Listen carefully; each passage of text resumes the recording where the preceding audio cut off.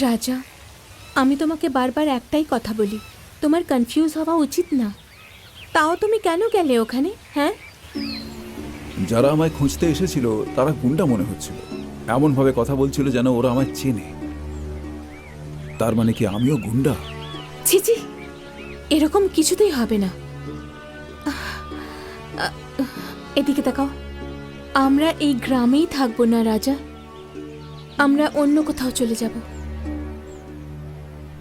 আমরা এসব কিছুই করতে পারবো না। আচ্ছা, আমাকে এখন দোকানে যেতে হবে, বিকেলে দেখা হবে। তুমিও যাও।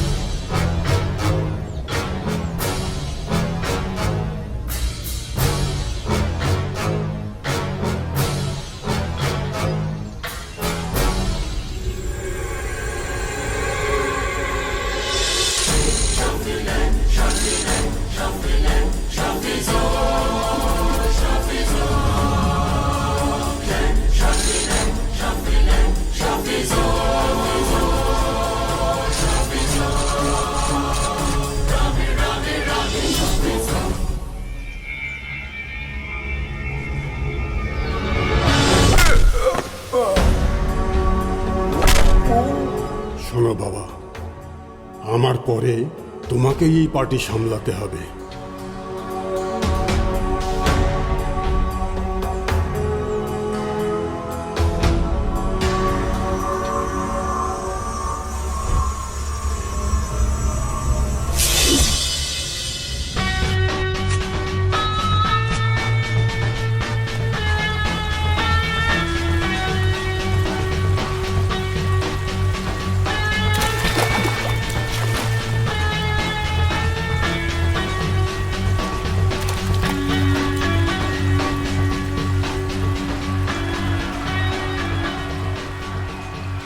যেমনটা আমাদের নেতা বললেন, আমাদের একদম সেইভাবেই চলতে হবে।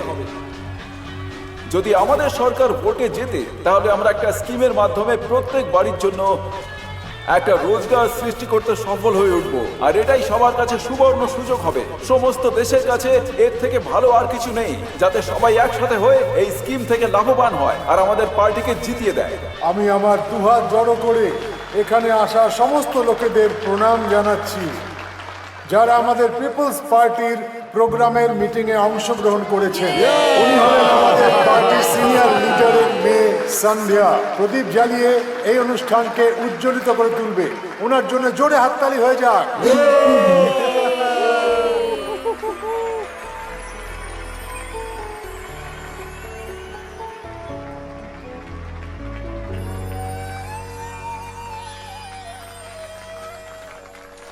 এখন আমাদের পার্টির শ্রেষ্ঠ লিডার দুরাই বিস্তারিতভাবে আপনাদের সমস্ত স্কিমের ব্যাপারে বলবে।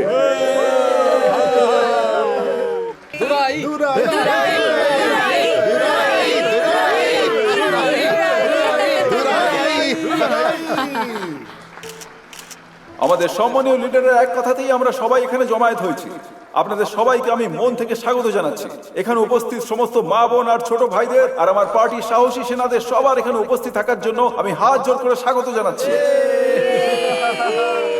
অপোজিশন পার্টি মানে এই নয় যে আমরা সব সময় তাদের অপোজ করব। আর এই মিটিং রুলিং পার্টির বদনাম করার জন্যও না। সব দেশের সব মানুষ ভালোই হয়, কিন্তু তাদের ভাগ্য তখন বদলায় যখন তারা একজন ভালো লিডারকে পেয়ে যায়। একটা সাধারণ রেডিও কেনার জন্য আমরা কতই না দোকানে জিজ্ঞাসাবাদ করতে যাই, আর কে জানে কত রকম প্রশ্নও করি। যদি তাই হয় তাহলে আমরা আমাদের লিডার বেছে নেওয়ার সময় এত সাবধানতা অবলম্বন করি না কেন?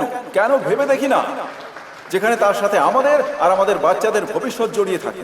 তাই আমাদের সবাইকে একজোট হয়ে এখানে একতা দেখাতে হবে। আসল কথা হলো যে অন্যায় করে তার থেকেও বেশি যে সহ্য করে সে অপরাধী হয়, আর আমরা সেটাই শেষ করব।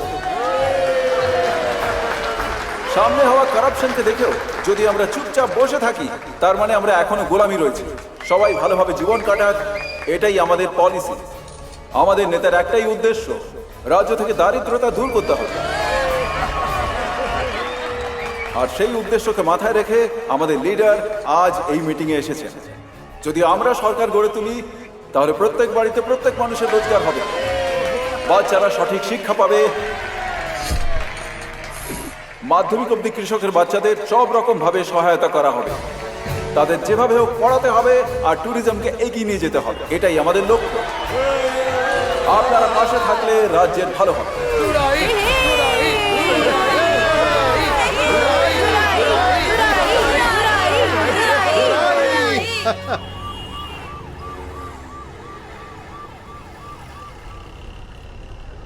আমি আমার জীবনে জানি না কত মানুষকে দেখেছি, কিন্তু দুরাইয়ের মতো সৎ সাহসী কর্মী আমি জীবনে দেখিনি।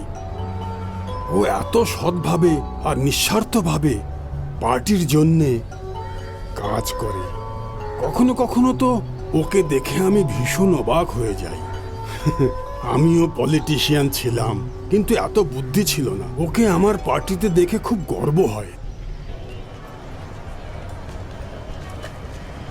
স্যার, অমরপুরী রাগের নাম আমার মনে পড়ছে, কিন্তু আজকে আপনি যা ভাষণ দিলেন না, বলার মতো আমার কাছে কোনো ভাষাই নেই। লাভা ছিল যে আগ্নেয়গিরির মতন ছড়িয়ে পড়েছে। হাতে মাইক পেয়েই আপনি মাইক টাইসনের মতন আক্রমণ করে দিলেন। অপোজিশন পার্টি তো চেয়ারই নড়ে গেছে হয়তো। আপনি একটু চুপ করবেন? ঠিক আছে স্যার। দাদা, আপনি একটা কাজ করুন, 104 নম্বর ওয়ার্ডে যান আর দেখুন অর্ডার করা খাবার পৌঁছে। ঠিক আছে, না পৌঁছলে গিয়ে এগুলোর ব্যবস্থা ঠিক আছে। আর আপনি একটা কাজ করুন, আসলে আমরা 500 পোস্টার পান্ডে প্রেস থেকে আনিয়েছি। ওগুলো কখন আসবে আর কখন লাগাবে ওগুলোর ব্যাপারে সমস্ত ডিটেলস চাই। ঠিক আছে? আর ওই ব্যানারের লোকেদেরও আমার সঙ্গে দেখা করতে হবে। ওকে, চলো ভাই। Hello Durai, excuse me. হ্যাঁ, এমনিতে আমাদের কাছে শুধুমাত্র লোকেরাই দেখা করতে আসে, আজ প্রথমবার এত সুন্দর মেয়ে দেখা করতে এসেছে। দেখছি। হাই। হ্যালো, আই এম অঞ্জলি। হ্যাঁ বলুন। আমি আনন্দ বিজ্ঞানের রিপোর্টার, আপনার সাথে দেখা করতে এসেছি। আমরা ট্রু পার্টির পক্ষ থেকে একটা ভালো লাইফস্টাইলের জন্য আসলে একটা আর্টিকেল লিখছি। আমি 500 ওয়ার্কারদের জিজ্ঞাসা করলাম, তো সবাই একটাই নাম বলল, দুরাই। তাই আমি আপনার ইন্টারভিউ নিতে চাই, প্লিজ। দেখুন, ইন্টারভিউ দেওয়ার মতো আমি কোনো বিখ্যাত মানুষ নই, বরং একজন সাধারণ মানুষ। শুনুন, আমি আপনাকে ছাড়বো না, মাত্র 5 মিনিট প্লিজ। আরে আমার কথা তো শুনুন। স্যার, আপনি ওকে না করলে মনে হয় এই মেয়েটা কেঁদে কেঁদে পাগল হয়ে যাবে। জেদ করবেন না, ওর কথা মেনে নিন না। হ্যাঁ, প্লিজ। ঠিক আছে, কি জানতে চান বলুন। Thank you. আপনার গ্রামের নাম কি? পুলুক গ্রাম। আপনি রাজনীতির জন্য যে কাজ করছেন, আপনি কি তাতে খুশি? আরে না না, রাজনীতি আমার পেশা নয়। তাহলে পরে আপনার পেশা কি? আমি তো একজন কৃষক মাত্র। কিন্তু আপনাকে তো সবাই আগামী দিনের লিডার মনে করছে, আর আপনি এত সহজেই বলছেন যে আপনি কৃষক। কিভাবে? অন্যদের কথা জানি না, কিন্তু আমার মতে রাজনীতি কিন্তু অনেক টাকা কামানোর মতো পেশা নয়। আমি বিএসসি এগ্রিকালচার কমপ্লিট করেছি, আর আমার কাছে গ্রামে 4-5 একর জমি আছে। ওতেই আমার জীবন ভালোভাবে কেটে যাবে, আর আমি এতেই খুশি। আরে তুমি ওনার দিকে তাকিয়ে আছো, প্রশ্ন করতে ভুলে গেছো নাকি? সরি। হ্যাঁ, বাস এক মিনিট। হ্যাঁ, কে বলছেন? কি হয়েছে? আচ্ছা, এই ব্যাপার, আমি এক্ষুনি আসছি। সরি, আমাকে আর্জেন্টলি একটা কাজের জন্য যেতে হবে। আমি পরে দেখা করবো। চলো, bye. Excuse me. Hello mister Durai. Hello hello Durai, পরের বার আমরা কোথায় আর কবে দেখা করতে পারি? কাল সকাল 10টার সময় রাম মন্দিরে চলে আসুন। রাম মন্দিরে আসবেন। শিওর? Sure sure? হ্যাঁ, একদম sure sure. I will be waiting. আমি ওখানে ঠিক পৌঁছে যাব।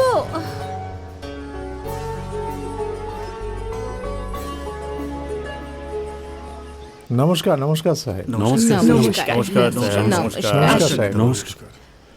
নমস্কার স্যার। নমস্কার নমস্কার। নমস্কার স্যার। সাহেব, বাচ্চাটার নামকরণ করুন। ছেলে না মেয়ে? ছেলে সাহেব। আমি একজন সৎ মানুষের নামে ওর নাম রাখবো? হ্যাঁ সাহেব। দুরাই নাম রেখে দাও। কেন নয়, এ তো দাদার নাম।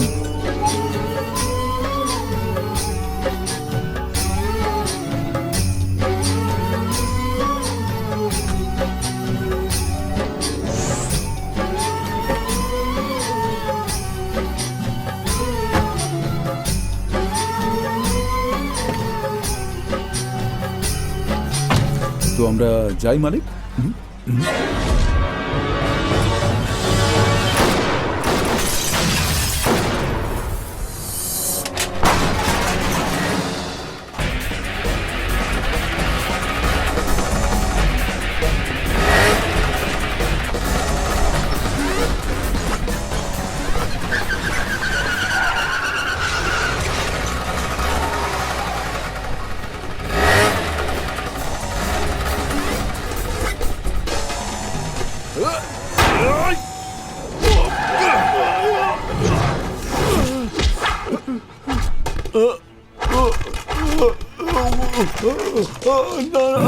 কে তুই? ওর নাম রঞ্জিত। ও বিহারের বৈশালী নগরে থাকতো। মাত্র 11,500 টাকার জন্য ও আপনাকে মারার চেষ্টা করছিল।